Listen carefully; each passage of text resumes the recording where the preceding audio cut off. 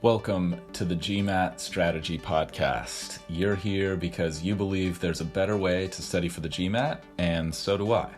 I created the GMATstudy to maximize your results and minimize your efforts so you can get to the fun parts about business school and life as quickly as possible. My name is Isaac Puglia, and I've been teaching GMAT classes and tutoring privately for the GMAT for over 6 years, and I personally have achieved a 99th percentile score on an official GMAT exam and helped hundreds of students get into the business schools of their choice. I'm excited to be a part of your MBA journey since I think the world can benefit from the best possible business leaders that we can find. And if this show is bringing you value, please share it with your friends and family who are studying for the GMAT so that together we can make this process as easy and painless for as many people as we possibly can. Let's go. And we're back after a week off of podcasting. It is so good to be back, everybody. Hello. I apologize. I actually got sick last week, and it was really difficult to work. It was difficult to get very much done besides just keeping up with all of my in-person classes and tutoring students who I moved online. That was like pretty much all I was getting done every single day, and then I was just sleeping a lot. I am not sure if I had corona or not. I haven't been tested. The testing situation's a little dicey in the United States right now. Hopefully we're going to get some 15-minute tests soon.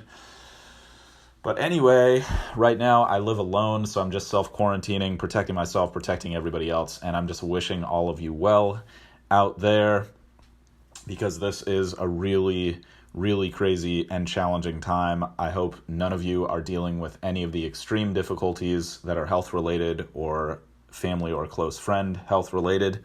However, the odds are that many of us are. 2/3 of the United States is going to be quarantined by the end of this week. This is a worldwide issue, and although I am extremely glad to see us united as a human race against this common enemy, it is still a difficult time, hence the topic of this episode, which I have been getting tons and tons of questions about this week. So I actually had a different episode planned. I was going to talk to you about the executive assessment, but I don't even think you can take the executive assessment right now. So I figured I would address many of the questions that I've gotten from students over the past week or so about studying while on quarantine, which many people have found it much more difficult to do than they anticipated it would be. And I think just even knowing that might be a relief for many of you.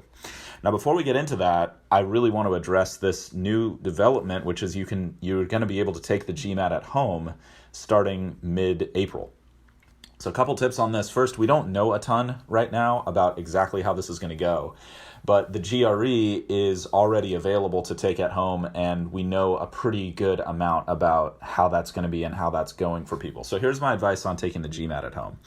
Go for it if you want to. Just make sure you get a simulation scratch pad from somewhere, because with the GRE, what they're having you do is you have to do your scratch work on a surface that can be erased, and you're going to have to show the proctor that you've erased it. I don't know if it's after every single section or at just the end of the test, but what they're trying to do is keep people from copying down problems and then posting them on the internet, which is going to create a lot of trouble if people are able to do that. So that's why I think getting a regulation scratchpad is a good idea, because although the scratchpad can be awkward to learn, it's probably better than working on any other erasable surfaces that you might have immediate access to, like a whiteboard or something like that. And you're almost certainly not going to be able to use regular pen and paper because they don't want people stealing questions. So that would be the main tip I would give. Now, if you're taking the GRE at home, then the main tip I would give would be to get a wireless keyboard that has a numeric pad, because you'll be able to operate the calculator much more quickly using the number pad on the keyboard. And chances are, if you're taking the test on a laptop, which many of us will, you won't have access to a number pad on your actual keyboard. And so you'll have to use the on-screen calculator with a mouse, which is a total downer. Now, if you're taking the GMAT, there's no calculator on the math section, so that pretty much takes care of that. However, in integrated reasoning, you may want the numerical pad calculator. So if your laptop doesn't have a number lock function where you can lock the QWERTY keyboard and use it like a number pad to type into the calculator during integrated reasoning, you may want to consider picking up or borrowing from someone you know, if you can, a full-size keyboard that you can either Bluetooth connect to your laptop or connect to whatever PC you're taking the test on. Now, one final tip here is that for the GRE at least, you are not going to be able to use an Apple or Macintosh-based operating system to take the exam. You're going to have to use a Windows-compatible computer or a Windows computer to take the test. So keep in mind for that when you're preparing, you may need to purchase or borrow a computer from somebody, and you're going to want to practice as realistically as you possibly can. So 2 more tips, actually. The first is, if you're going to take the test at home, practice in the same room that you're going to take it. Make sure that room conforms to the regulations that they'll post when they make the official announcement of exactly what the regulations are going to be for the GMAT at home.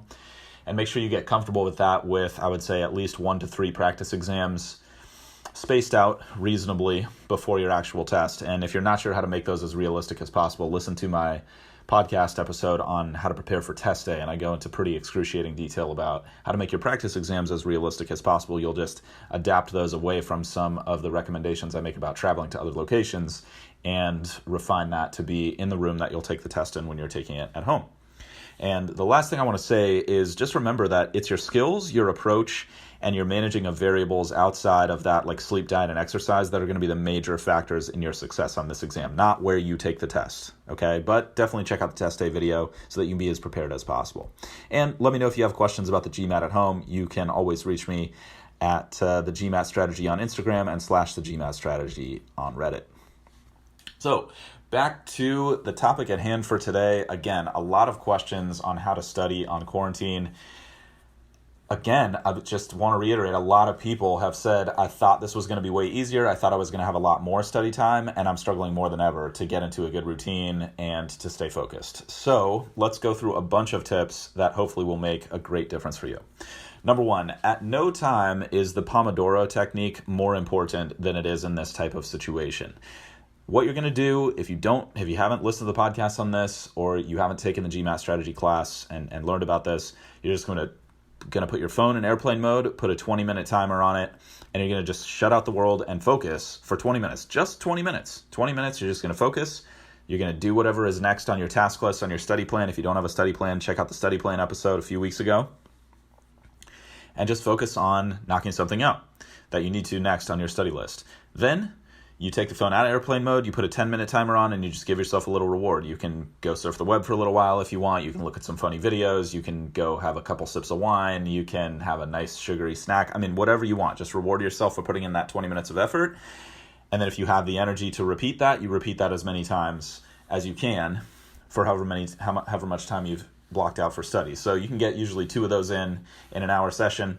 And you might be thinking like, oh, well, if I'm going to sit down for an hour, I should just study for 60 minutes. That's great if you can do that. That's great. But if you're sitting down for an hour and you're only getting 15 minutes of work done in that hour, like many people are or close right now, then it's a lot better to get a focused 40 minutes interspersed with 20 minutes of taking a break, doing something fun, and just rewarding yourself for putting in a little bit of effort. Second tip that should help is change your location frequently. So if you're going to do 1 Pomodoro in the morning, let's say, do it on your couch where you wouldn't normally study. Then do another Pomodoro at the table or at a desk where you would normally study, something like that. Do a 20-minute in your kitchen with a fold-out, dinner tray or something and on a chair that you wouldn't normally use. I mean, just mix it up so that your body gets some variety, your mind gets some variety. And you're not just locked into one physical location where like you're working at the same space for 8 hours a day because you're working from home and then you're trying to study in that same place. It's just going to be a downer for most people. Now, again, if you're not struggling with this, if you're not struggling to get a lot of study time in, that's great. Just keep doing what you're doing. But this is specifically advice for people who are having trouble with this. And hopefully you can pick something up from this, even if you're not having trouble, that'll take your studies to the next level. So just getting some variety in your day, and I'll talk more about this, getting some variety in your location study, even if it's all in the same room, just going to different parts of that room and utilizing a different perspective will give you more energy, help you sustain longer periods of focus, and actually research has proven that you will remember more if you have variety in the locations in which you study, which is kind of interesting. Now, I don't usually give that tip to people heavy-handedly because what's more important is just getting some time in for people. And if there's no variety in your location and it's just same location every day, I think that's good for a lot of people to have that regularity, but now's the time to start switching it up. So if you're getting outside, if that's, allowable for you where you're in your area, you can go do a 20-minute Pomodoro at the park and enjoy a nice walk on either side of that Pomodoro. A little 10-minute walk, get some exercise, fresh air, study in the park. This gives you a different perspective and a little bit different vibe throughout the day. Third tip, continue to use interleaving in your study sessions. And in general, I'm going to recommend that you double down on all the study organization recommendations I made so far in the podcast. If you haven't listened to the interleaving episode, it's from a couple weeks ago, and I would definitely recommend checking that out. So how that might look is you sit down for a Pomodoro, you set a 5-minute timer with your phone on airplane mode, you do 5 minutes of review, and then you set a 10-minute timer and you do 10 minutes of verbal, and then you set another 5-minute timer and you do 5 minutes of math, and then you take your 10-minute break, and then you come back, do another 5 minutes of review, then you do 10 minutes of verbal, then you do 5 minutes of math, and just continue to mix up what you're studying within each study session. Again, this will give you more variety, more energy, keep things fresh, and keep you from just stagnating. Fourth tip, I would strongly recommend re-listening to some of the podcast episodes on 1.5 or 2x speed. Even if you've listened to it recently and you thought you got a lot out of it, see if you can get a little bit different perspective on it, and see if the second or third time you listen, you pick up something new, because generally we retain about 10% of what we hear on the first listen, and there's a lot of density in these podcasts. I spend a lot of time planning these and making these as nutrient dense in terms of tips as I possibly can, and I hope that all of you are really loving that. So re-listening to some of this stuff, you might be surprised what you missed the first time because you just got distracted for a few minutes when I was giving you a tip. That might make a really big difference. I would especially recommend the motivation episode and episode 1 of this podcast, which is on how to start your GMAT studies. I give a lot of tips there that are probably still relevant even if you're in the middle of your studies, and a good checkpoint to see if you're on the right track. And then go back and listen to any podcasts on any weakness areas you're struggling with right now. There's not going to be an essay on the GMAT at home, so you can skip over that one if you plan to take the test at home in the next few weeks. But things like integrated reasoning, things like sentence correction, things like critical reasoning, I've given a lot of information on individual question types. Fifth tip, be okay making slower progress right now. You might feel this pressure internally or externally, like you need to move faster right now because of the situation that we're in, and that's totally great if you can. But it's completely fine if you just make a little bit of progress every single day. Even a little bit of progress, even a crappy study session is so much better than no study session, everybody. It's so much better. And normally, that's the opposite advice that I give. Normally what I would say is get quality hours in, and if you're not feeling good, just end the study session and come back later that day or the next day or something like that, and don't waste your time. But now is the time to just get some momentum on your side, even if you don't feel like you're making a ton of progress, just checking that box and trusting that it's going to add up over time, even if your progress does slow right now. And let's be honest, there's just a lot to be distracted by right now in the news. There's a lot to be distracted by right now, likely in our personal lives, in our living situations. There's a lot of uncertainty. And so it's okay if you're getting a little bit more distracted during your study sections. Like I said, just each Pomodoro, make a little bit of progress, and then you can always pick back up when your normal routine resumes, hopefully soon for all of us, and you can get back into a better groove where you feel a little bit more focused. But don't worry if you are struggling right now. Just allow yourself to struggle, because being stressed about struggling with this is in no way going to enhance your performance. That can only set you back. Okay, so just allow yourself to be stressed. It's no big deal. It makes a lot of sense to be stressed right now. If you're not stressed right now, maybe that's a little weird, right? But, maybe you're in that calm, creative space and it's all good. Sixth tip, get as much variety in your day as possible. I was touching on this a little bit earlier with location, but I'll give some recommendations as well. I think it's good to mix up the times of day that you're studying. So maybe do one Pomodoro in the morning and one in the afternoon or the evening, instead of sitting down and doing 2 of them back to back in the evening at the end of your workday. Just get up a little bit earlier. You probably have a little bit more flexibility in your schedule right now, and I would recommend leveraging that as much as you can. Like doing a Pomodoro, maybe doing a few hours of emails if you're working from home, and then squeeze a quick workout in earlier in the day than you normally would, because you probably can't go to the gym right now if you're like most of us, so you're going to be working out at home. So you might as well use that to punctuate your day, get a little bit of variety, get a little bit of energy, and get a little interleaving into your work as well. And then you come back, do a couple Zoom meetings, then you cook dinner early so it's ready for you by the time your workday is on. You finish the workday, you can immediately eat, and then you do a little Pomodoro in the kitchen, and then you can relax, take advantage of the flexibility that you have in your schedule, and just stimulate yourself mentally, emotionally, physically, and spiritually, if you're into that, as much as you can every single day, and mix those things up more than you normally would. I think a lot of us are seeking a routine right now, and it's a great time to create a different type of routine with a different pace and a lot more variety, because you're not location limited. So that can be a disadvantage if you allow it to be. Just thinking like, oh, I'll go to work for 9 hours straight like I normally do. Why do that to yourself? I mean, you have the flexibility of being home and basically doing all of your activities within, for many of us, like 20 square feet of space, or 20 square meters, if you're not in the United States. And that could be a downer if you allow it, but it can also help you out because it doesn't take you any time to traverse to your gym, right? All of a sudden your gym is just a few steps away, and you can squeeze in 2 workouts a day instead of just 1. So instead of doing an hour at the gym, like you normally do because you're location limited and that's the only place that has a treadmill and the free weights that you like to use, you get up, do a little bit of jogging in place in the morning for 20 or 30 minutes. Okay, maybe it's not as great as a run, but it's a lot better than zero. Like I was saying before, even a crappy workout right now is better than no workout. And then you come back in the day, you do some push-ups, sit-ups, and some, I don't know, there's a bunch of fitness people posting on Instagram right now with all these at-home workouts you can do. Like, definitely not knowing what to do, I'm sorry, is just not an excuse right now. So just remember, 3 minutes of exercise is so much better than 0. And just try to be gentle with yourself. Almost everybody's struggling with this situation, and that's okay. It's okay to struggle. Stressing about struggling is not going to help. Tip 7. You might be surprised by this one, but this one could actually really, really help, which is learn something else besides the GMAT. I'm a firm believer that learning about anything is learning about everything. So feel free to take one of your Pomodoros or study segments that you would normally devote to GMAT and learn how to basket weave, or how to count your macronutrients, or improve your squat form, or do a new makeup technique that you're interested in that you've been putting off until you're done with the GMAT. I mean, just find something that you like that's exciting, because when we learn new things, that stimulates our mind. It stimulates the proper neurochemical environment for creating new connections between neurons in the brain, which is really a lot of what the learning process is about. And like I mentioned, exercise is really, really important for creating that optimal neurogenesis environment as well. So just do something fun to simulate new growth of your mind, and you can always mix that up with other Pomodoros that are focused on the GMAT. Tip 8, I already mentioned this, is make sure you're exercising. There's a lot of pressure to continue to do this from people in my social media feeds right now. So don't overdo it. I've seen plenty of people in my feed just, exhausting themselves because they're just bored, and that's the only way they can feel productive and deal with their stress.